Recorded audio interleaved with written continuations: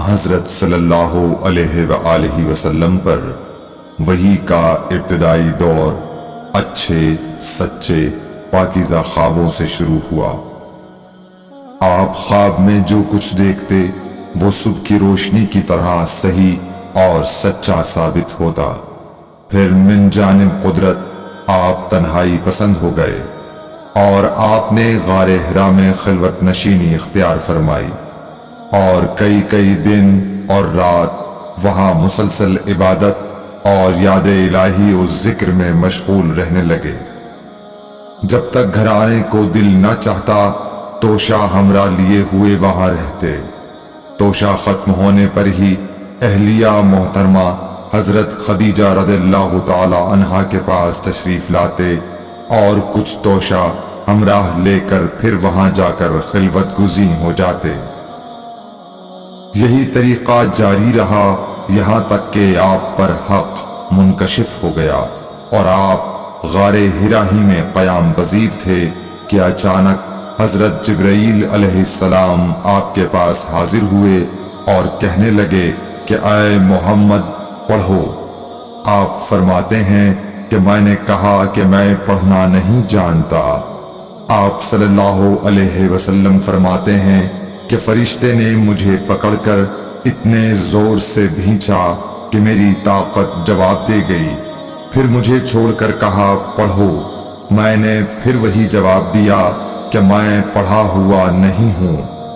اس فرشتے نے مجھ کو نہایت ہی زور سے بھینچا کہ مجھ کو سخت تکلیف محسوس ہوئی۔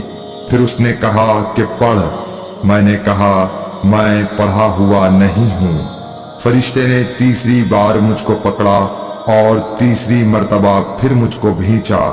پھر مجھے چھوڑ دیا اور کہنے لگا کہ پڑھو اپنے رب کے نام کی مدد سے جس نے پیدا کیا اور انسان کو خون کی پھٹکی سے بنایا۔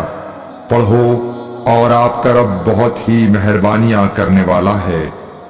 بس یہی آیتیں آپ حضرت جبرائیل علیہ السلام سے سن کر اس حال میں غار حرا سے واپس ہوئے کہ آپ کا دل اس انوکھے واقعے سے کانپ رہا تھا۔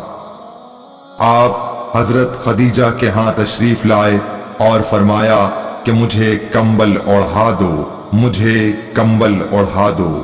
لوگوں نے آپ کو کمبل اوڑھا دیا۔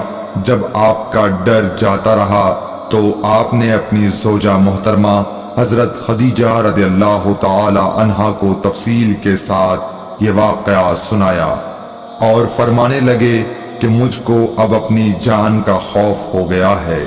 آپ کی اہلیہ محترمہ حضرت خدیجہ رضی اللہ تعالی عنہا نے آپ کی ڈھارس بندھائی اور کہا کہ آپ کا خیال صحیح نہیں ہے۔ اللہ کی قسم آپ کو اللہ کبھی رسوا نہیں کرے گا۔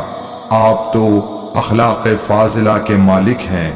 آپ تو کنبہ پرور ہیں، بے کسوں کا بوجھ اپنے سر پر رکھتے ہیں، مفلسوں کے لیے آپ کماتے ہیں، مہمان نوازی میں آپ بے مثال ہیں اور مشکل وقت میں آپ امر حق کا ساتھ دیتے ہیں۔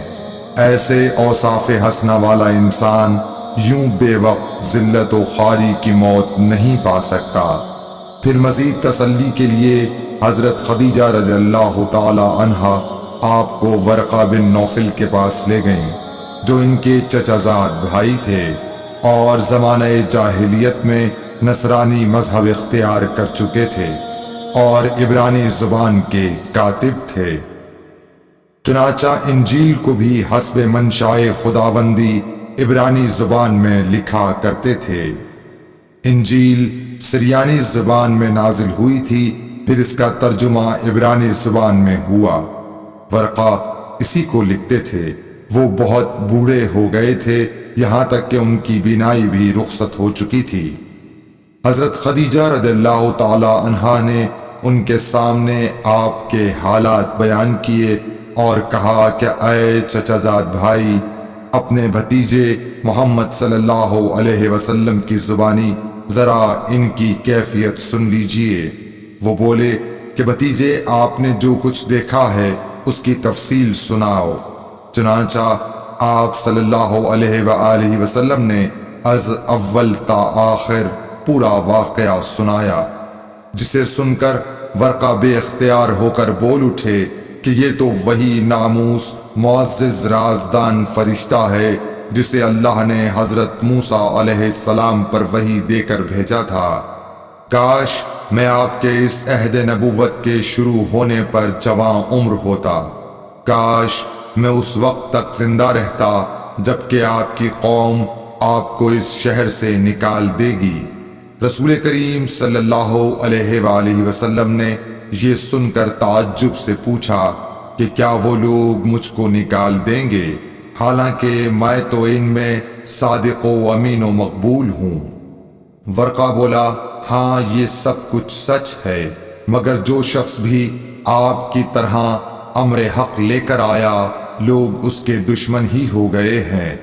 اگر مجھے آپ کی نبوت کا وہ زمانہ مل جائے تو میں آپ کی پوری مدد کروں گا، مگر ورقہ کچھ دنوں کے بعد انتقال کر گئے، پھر کچھ عرصے تک وحی کی آمد موقوف رہی۔